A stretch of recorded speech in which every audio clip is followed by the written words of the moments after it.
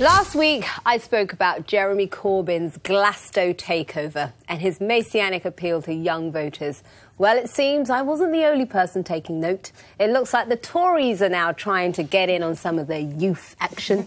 This week, Damian Green, Theresa May's closest cabinet ally, shockingly announced that the Tories needed to, and I quote, change hard in order to win young voters. He even said there needs to be a national conversation about whether to bring down university tuition fees. But let's be honest, Tories and cool just don't go hand in hand. They're trying to woo a part of the electorate that will never find them appealing. Instead, they should be looking to secure their base and aggressively target middle-aged voters who may be a bit more open to switching. As someone who used to be cool, I can say, you know, there was a time when I used to hang out with Samuel L. Jackson. I used to roll with U2. And now I've lost it. I'm hanging with Nick Ferrari. The fall has been steep. So take it from me, Theresa May. Being cool is not as easy as it looks, no matter how hard you try.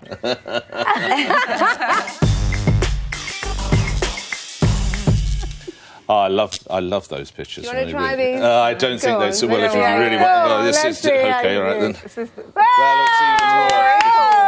looks even worse.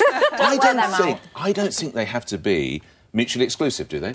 Because, and this figure has been quoted before, so very quickly, the biggest voting bloc for the Conservatives in the or the youngest voting bloc in mass was 55 to 65. Yes. Well, like any business, you couldn't run a business like that, you couldn't run a newspaper like that, you couldn't run a TV or a radio station, because you're just losing, literally your customers are dying. So they have to address that. Yes, I think you're right.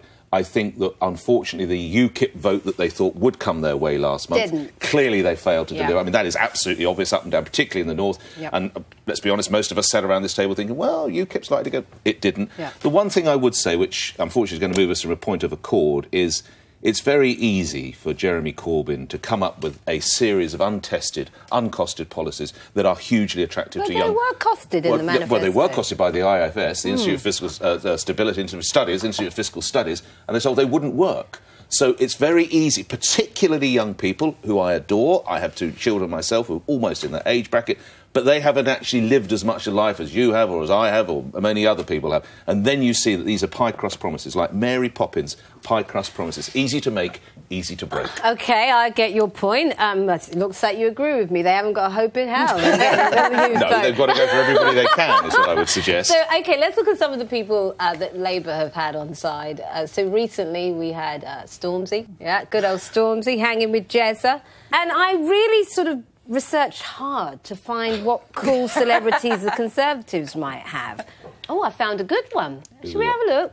Ah, bless. Jim Davidson. Rachel didn't even know who it was. I thought you were going to put up a picture of Jacob Rees-Mogg, who actually people think is quite cool. And well, he's got this new baby now, hasn't he? But you're right. I mean, every industry, every business needs to have what's called a replenisher audience. And I know this from when I edited The Lady, and I've discovered our average reader was 78 or 80 years old. And I had to get that down to sort of 50, I bet cold winters didn't help, did they?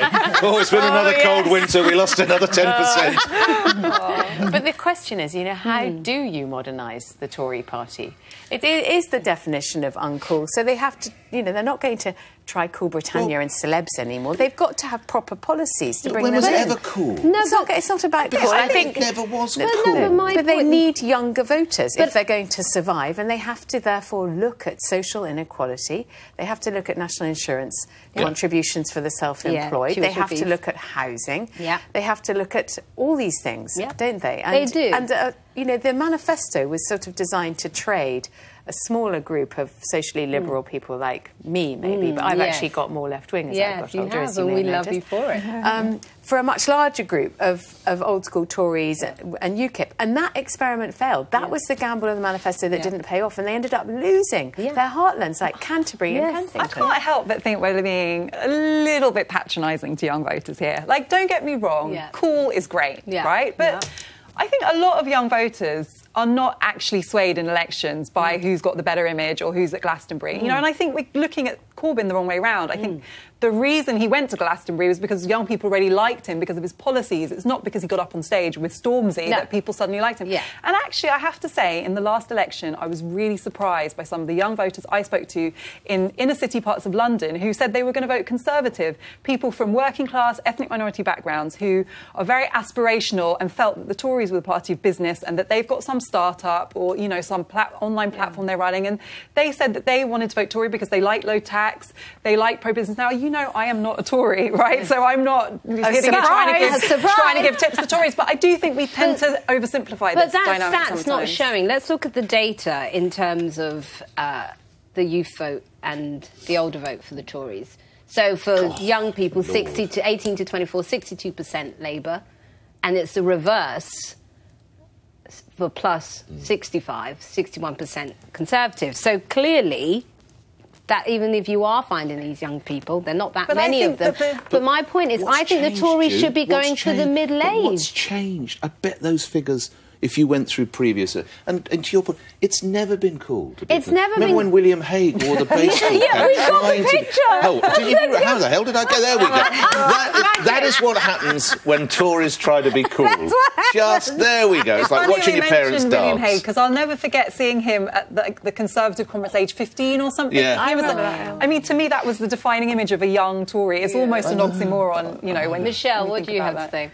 I think this is a real tough one because I think that fair play to Jeremy Corbyn. I mean, he's definitely not my cup of tea, but fair play to what him and his team and all the rest of it did, because they achieved a phenomenal result. They leveraged things like social media and stuff like that really effectively to galvanise a group of people into actually, you know, taking action. And it's really hard, actually, to get someone to... having been there, knocking on doors, trying to get someone to get up, get out, because it was raining for lots of the day on election day. That's why you came fifth. I was there. Four. Sorry about that. Out of 7, by the way, not just out of 4. You made the same mistake last time. But it's really hard to get people to turn out. So I think credit to them for doing that. And I think with the... but I also think there's a really dangerous side to it because... when they've actually turned out, when you sit, as I did last week, with a lot of people, and they were younger people that voted for Corbyn, and you actually ask them about the stuff that they believe in and about the policies, the people that I was engaging with, when we tried to go below the surface level of some of the statements and the headlines, they were struggling or they didn't agree with a lot of stuff or they didn't know about a lot of the stuff. So I think it's all well and good galvanising the support, but I would make sure that everybody makes sure that they really, truly understand what it is that Jeremy Corbyn stands for. But I think when it comes to the Tories, for example, a lot of people are saying to me, well, why aren't you standing as a Tory in Hull? Because apparently you're a secret Tory. You're white. There's no way in this land I would have ever considered standing as a Tory in Hull, because I do not believe that party represents the best interests of normal working class people. There's a massive brand issue. Why not? There is a massive... I just don't think that they do. I don't think that they make any real effort or attempt to properly understand the desires of, like, where I'm from, what I would call, like, normal, working, striving people. I just don't think that they do. I think that they act with quite a lack of compassion and a lack of understanding. And I just think there is a gulf. There's such a gulf between... If you went to Hull and then you looked at some of these Tory MPs, the gulf between this is me and I can relate to this kind of person, it's just a massive gulf. And I really think I have never agreed with anything you said as much. Yeah. Anyway, it's very bizarre. I've got these two backing me. I don't know what's going on and I want to move on from it. I don't.